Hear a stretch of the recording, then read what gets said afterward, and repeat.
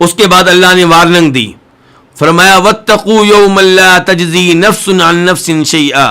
ولا يقبل منها عدل ولا تنفعها شفاعة ولا هم ينصرون، اور ڈرو اس دن سے جس دن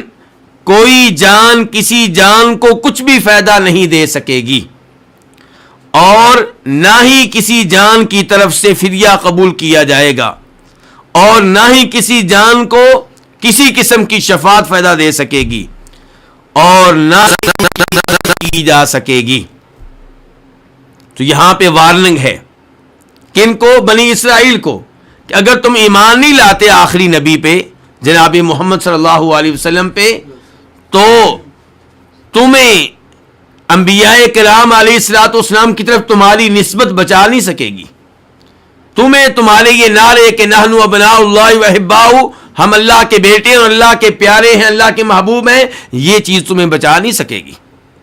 اگر اللہ کے عذاب سے بچنا چاہتے ہو تو آخری نبی پہ ایمان لے آؤ، ورنہ روز قیامت نہ شفاعت کے ذریعے بچ سکو گے، نہ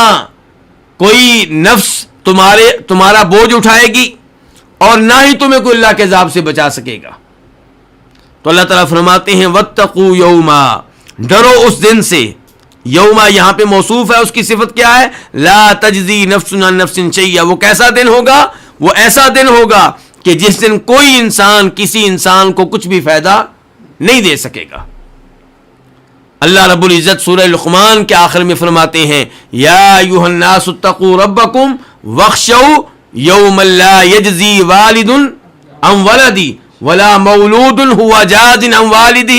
شیئا، کہ اے لوگو اپنے رب سے ڈر جاؤ، اور اس دن سے ڈرو جس دن کوئی والد اپنی اولاد کو فائدہ نہیں دے سکے گا، اور کوئی اولاد اپنے والد کو فائدہ نہیں دے سکے گی۔ اس سے بڑھ کر اور بات کیا ہو سکتی ہے کہ والد اپنی اولاد کو فائدہ نہیں دے سکے گا اور اولاد اپنے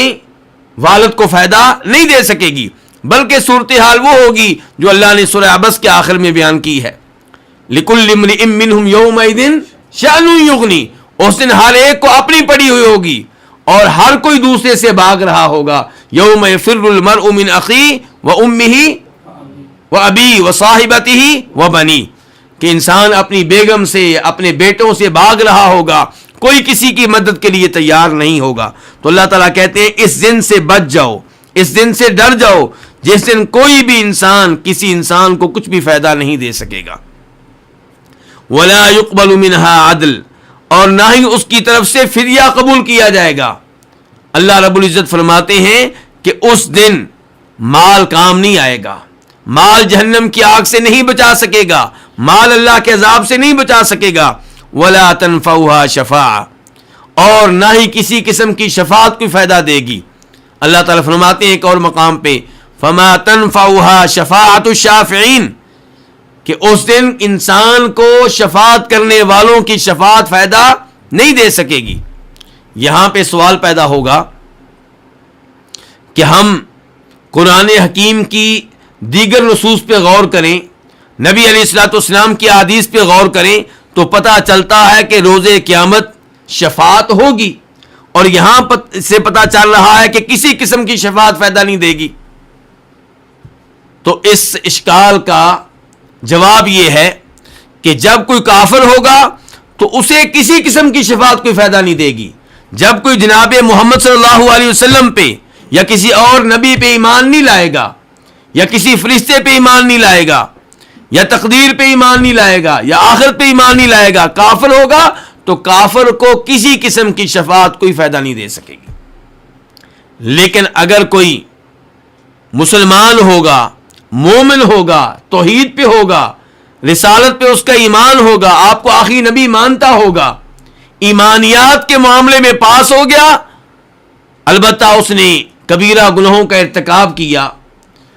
اس کے نام اعمال میں بڑے بڑے گناہ ہوں گے، تو ایسے لوگوں کو شفاعت فائدہ دے گی اگر اللہ رب العزت چاہیں گے۔ تو نبی علیہ الصلوۃ والسلام نے احادیث میں وعدے کیا ہے کہ میری شفاعت میری امت کے ان لوگوں کے لیے ہوگی جنہوں نے کبیرہ گناہوں کا ارتکاب کیا ہوگا۔ اور یہاں اس عقیدے میں معتزلہ نے جو عقل پرست ہیں انہوں نے غلطی کی، انہوں نے شفاعت کا انکار کیا،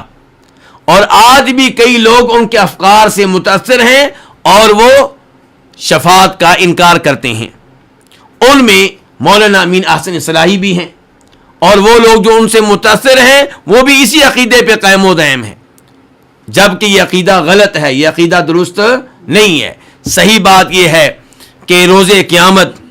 مومنین کی شفاعت کریں گے انبیاء کرام علیہم الصلوۃ والسلام، مومنین کی شفاعت کریں گے اللہ کے فرشتے،